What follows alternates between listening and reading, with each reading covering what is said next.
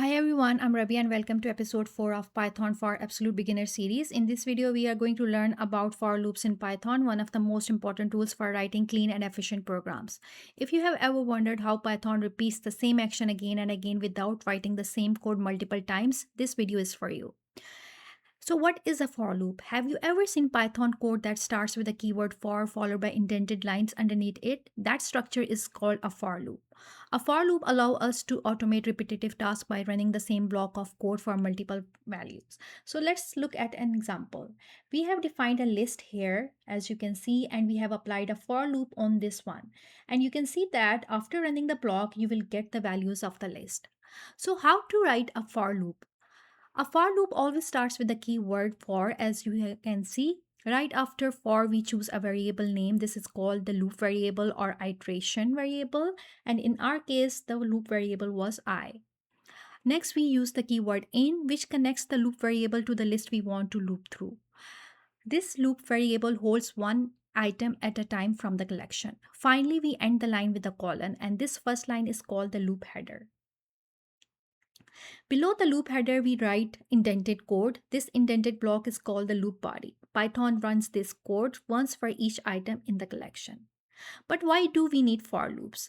Let's say that we have a store owner that wants to apply a 10% discount to a list of product prices. As you can see that uh, there are 5 items in the variable prices. One way to do is to take the first price, apply the discount, print the result, and repeat the same steps for the next price as you can have seen in the previous example. But what if you have hundreds of items? Writing the same calculation again and again would be slow, messy, and error prone. This is where the for loop shines. And as you can see that we repeated the same example, but here we have used the for loop instead of calculating the discount prices individually. We just iterate the values through the for loop. We have defined our loop variable price, and then we calculated the discounted price on the product, and you have seen the same result as before. But how a for loop runs step by step? So first, Python reads the loop header and creates the loop variable. On the first iteration, Python assigns the first item from the list to the loop variable. In this case, the first item was 10. Python runs the loop body, then moves on to the next item, which in this case is 20. This continues until the list is finished, and the last item in this case would be 50. So Python this one by one and then calculate the discounted prices. So you can see that for loops are very powerful. With a for loop, we write the logic once, Python executes it many times. Even the list had 1000 times, the loop code would not change. Now let's look at some functions for the loops. Sometimes we want to represent an action a specific number of times. Python provides a built-in function range that we can use to count from 0, define custom start and stop values, control how many times a loop runs. For example, in this case, we have, let's say, variable tickets that contains the ticket numbers, and you can print it using the same for loop like this.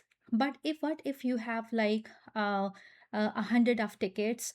You can use the built-in function range, and when you use the range, for example in this case 10, it always starts from the index 0 and then it stops at 9, as you can. So you can also define your custom start and stop values with the range. For example, if I want my ticket number to start from 11 and I want it to stop at 20, so you can define the range as 11 to 21, as you can see here in this example.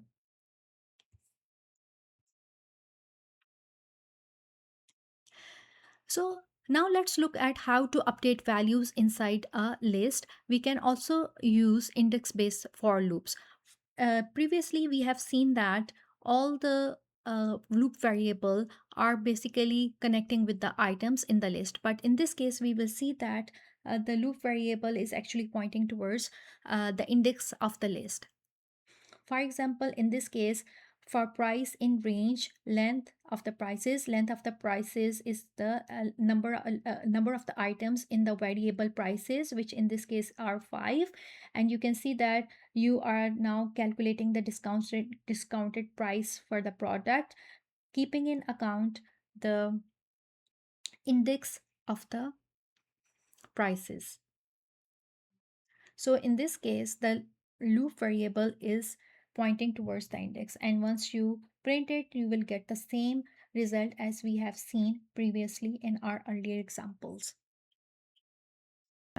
So you can also use enumerate for cleaner loops. Python has a built-in function called enumerate. It gives us both the index and value at the same times. And this is how you can use it.